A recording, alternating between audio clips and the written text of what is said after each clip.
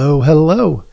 Welcome to Healthy Perspectives, a podcast that takes on current cultural and social issues through a clinical lens.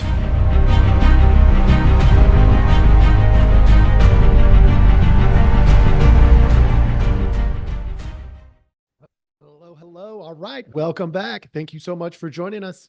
As always, we appreciate your time. And your tip of the day today is not every accusation deserves a response. Not every accusation deserves a response. Now, we could change that language a little bit. I went a little bit strong on that language on purpose today, folks. What we are talking about essentially, though, is not every piece of feedback fits. So you could switch those up. Those are fairly similar if you take a close look at them.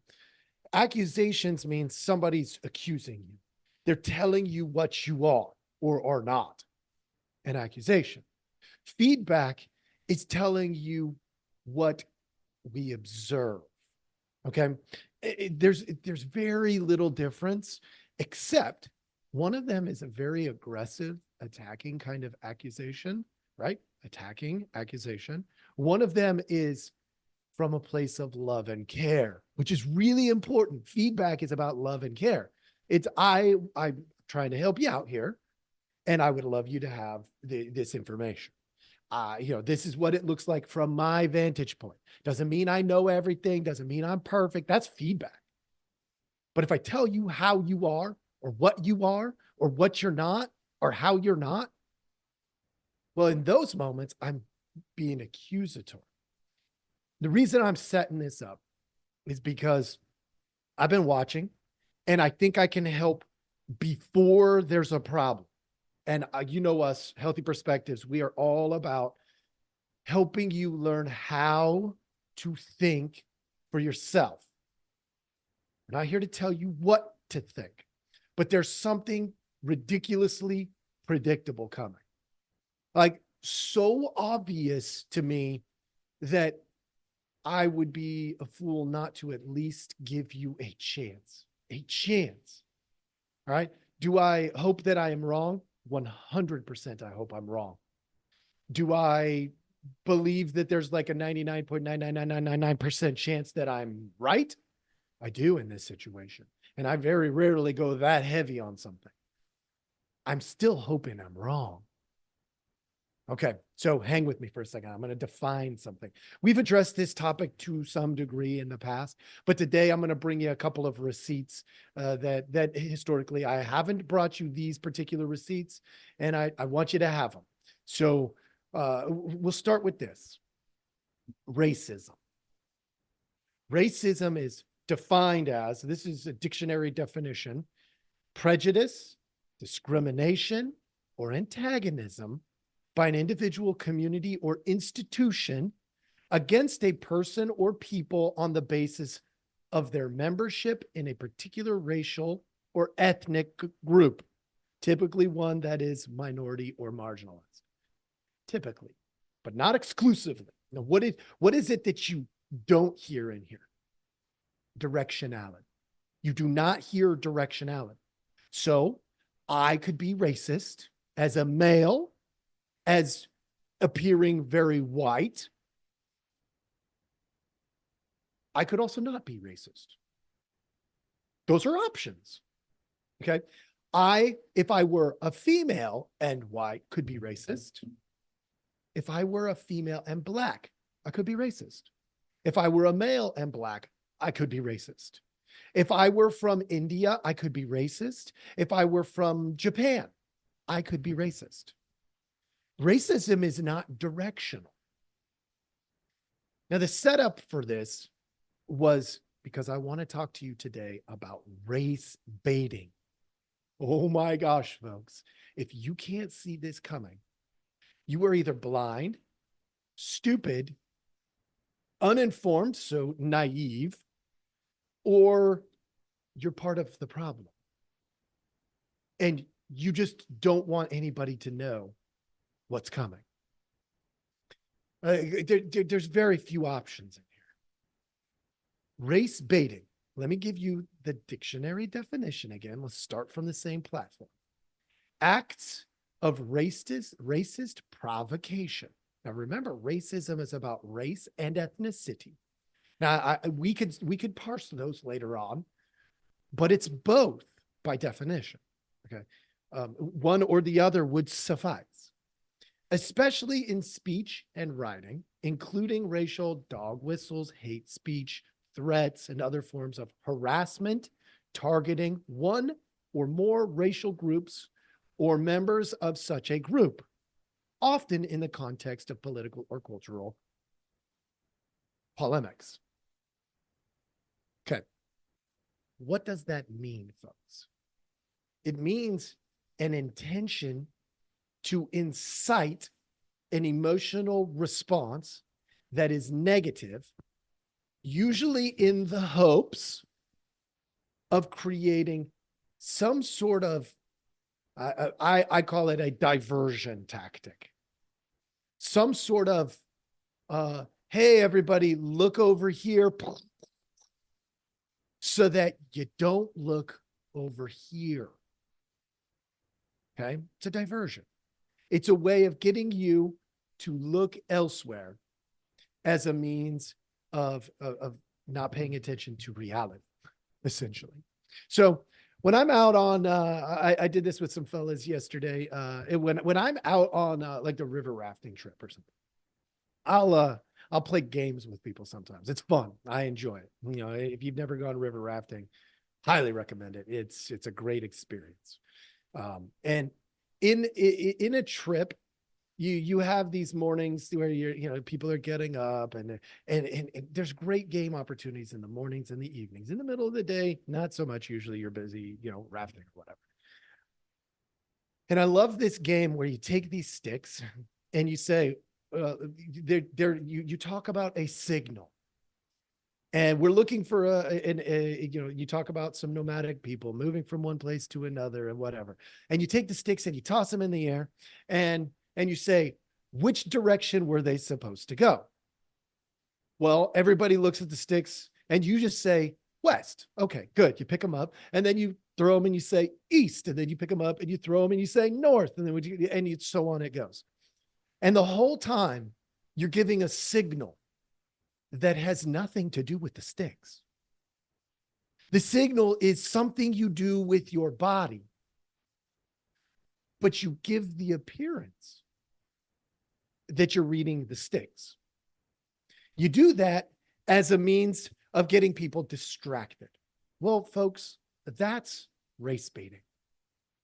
Now, obviously out on the river, we're doing this. It's fun. It's not about racism. It's just about, hey, let's see if you can find the signal. But when you're doing this in, say, politics or in social circles, it's a distraction tool. And to be honest, if you can't see that, you might be part of the problem and not even know it.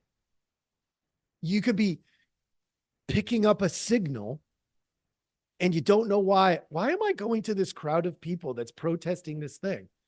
I mean, I got nothing else to do, but like, do I really believe very strongly about this? No, probably not. But then you get there and that thrill of like, I'm part of something bigger than me, even if you don't know exactly what that is. And all of a sudden you get sucked into this stupidity, frankly. It can happen. Matter of fact, I'm going to prove that it can happen. I will show you evidence that stupidity can absolutely happen. So for those of you who are following on Rumble or YouTube or whatever, your whatever video platform you have that carries my podcast, I'm putting this up on the screen as we speak, giving you an opportunity to see what I see. Okay, what we have is very recent.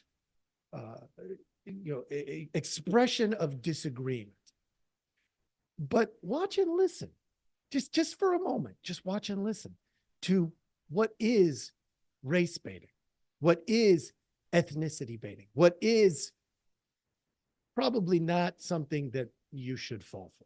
I'm a lockable offense right there. See, videotaping this guy?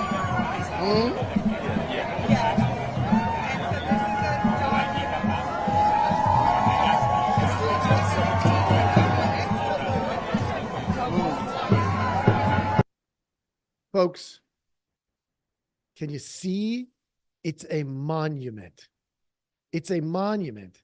And these people have decided, by the way, this is not an overseas adventure here. This literally is happening right here in the United States on a monument that is part of our American history. And the dude writes Hamas, as if we want to support some group of people who's about raping and murdering and killing and all kinds of stuff. That's race baiting. They're counting on you to ignore your culture completely, or get so enraged that you do something stupid. That's race baiting. And by the way, more of this is coming. How do we know? Well, when President Biden gave his speech, I'll show you. I'm not, in fact, I have it right here. I'll just show it to you. I'll give you an example of exactly what I'm talking about. Listen, this is race baiting, folks. This is not acceptable behavior. And yet it's used all the time in politics. It really is. I've kept my commitment to appoint the first black woman to the Supreme Court of the United States of America. I also kept my commitment to have an administration that looks like America, and be a president for all Americans. That's what I've done. Folks, what you have right there is absolutely race baiting. Or you could just say, maybe it's just straight racism. Maybe that's it. Maybe President Biden is just being racist. That's a possibility too. What does America look like? Here's the more important question, because we're going to have to address this over the next few months. Kamala Harris, the vice president, right now, her mother was Indian born. Her father was Jamaican born. And let me be really clear here.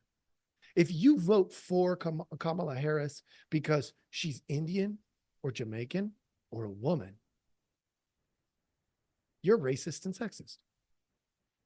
Period.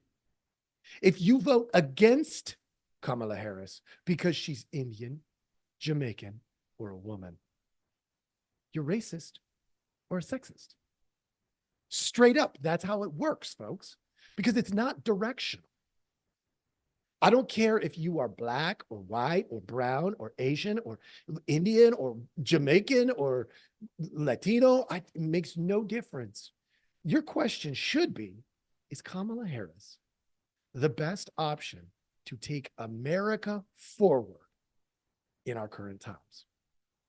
Her policies, her demeanor, her ability to make wartime decisions, because let's be real, there's a lot of wars going on in the world, and we had the president say that we're not in any of them, but let's be real, we're in all of them. We just may be behind the scenes in them. And if we're not behind the scenes in them, well, then we've got a failure going on there, because we should absolutely have an idea of what our neighbors are struggling with and going through, whether we agree or disagree with them. So racism isn't directional. All right. Now, I told you earlier about the feedback loop. I told you earlier that, we're talking about accusations not deserving a response sometimes. The truth is, feedback is important. We need feedback.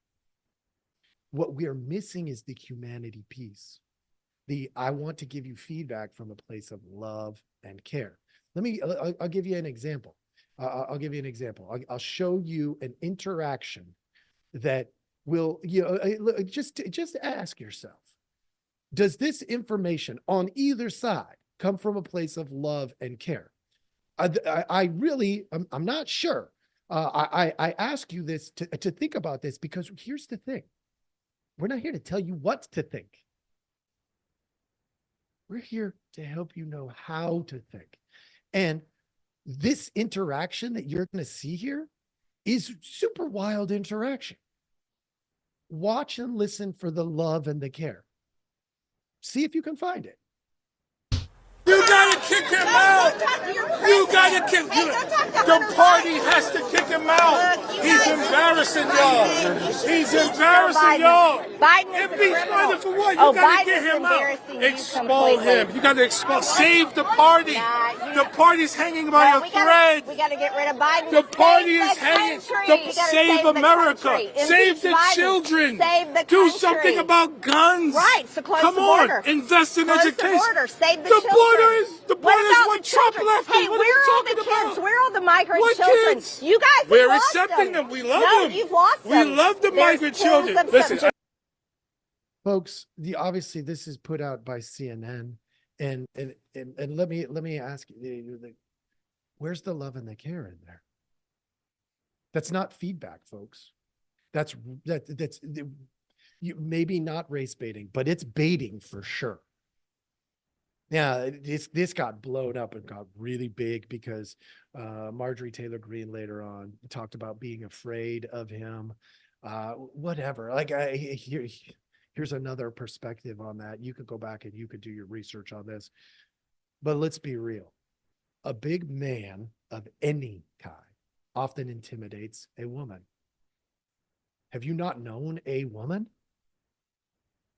There's physical disparities that are real, and if not acknowledged, are problematic. You have to acknowledge that. Look, as a man, I have a responsibility not to coddle a woman, but to be thoughtful that my presence, physical presence, may be intimidating to a woman. And if I don't do that, folks, I am a very insensitive man. That's not cool. And as a therapist, I don't think it's a good idea to do that. I really don't. Now, how do we know there's race baiting going on? In that particular example, I found this other piece right here. Let me show it to you real quick. If you're on Rumble or YouTube, you're going to be able to see this. But you've got this part where it says, Cori Bush writes, stating she doesn't feel safe around a black man is what racist would say. And then, and then you move forward from that. Let me see if I can do it. Representative Green is an aggressor here, pushing an age-old racist trope used. I mean, let's be real. They were both aggressors. So I do what you want with it. And then, you got this. Everyone should call this out for what it is. Blatant racism by Gavin Newsom. Well, let's be real, folks. This is race baiting or racism from these three as well. And if you can't see that, unfortunately, you're part of the problem. Because that's what that is, folks. I'm here to help you see this stuff so you know how to think for yourself. I'm not here to tell you what you have to think. Just understand non-directional. Understand racists can come in every shape and every size and every color and every gender and every, it's folks, if you can't see what I am throwing down here, I'm going to be honest with you. You are part of the problem. And you need to take a close look at yourself because I am giving you feedback. I deeply love and care about people. I really do. Now, you want to see subtle racism? This one is particularly subtle. Now, this lady is not normally subtle in her racism, but I'm going to give you subtle racism. Now, I'm not talking about invisible racism. I'm not talking about, oh, it's not really there. Oh, it's there, folks. 100% it is there. This may be one of, from my vantage point, she appears at least to be one of the most racist people I've seen on TV. Now, I'm not saying that because I dislike her. I don't know her. Maybe one-on-one, we get along great. But when I listen to her words, I'm filled with a lot of disgust because it takes us backwards. Listen to this. This is the most subtle I've probably heard her racism, but I'm going to share it with you anyway, just so you have a glimpse at how subtle it can be. But I have to say that I actually experienced that breaking news while I was at a wonderful thing called BlurredCon. It's the Black nerds, of which I am one. I like to think of myself as their princess. Folks, NerdCon, Black NerdCon. Do I really care about the color of a skin of a person who is a fellow nerd? 0%. People are probably going to push back on this podcast. They're going to say, well, you're part of the systemic racist cog that is getting in the way of our cultural movement here. To that, I say, not every accusation deserves a response. And with that, folks, thank you so much for listening. I hope you have a wonderful day. I hope this helps. Please like, subscribe, all that kind of stuff, and I will see you next time.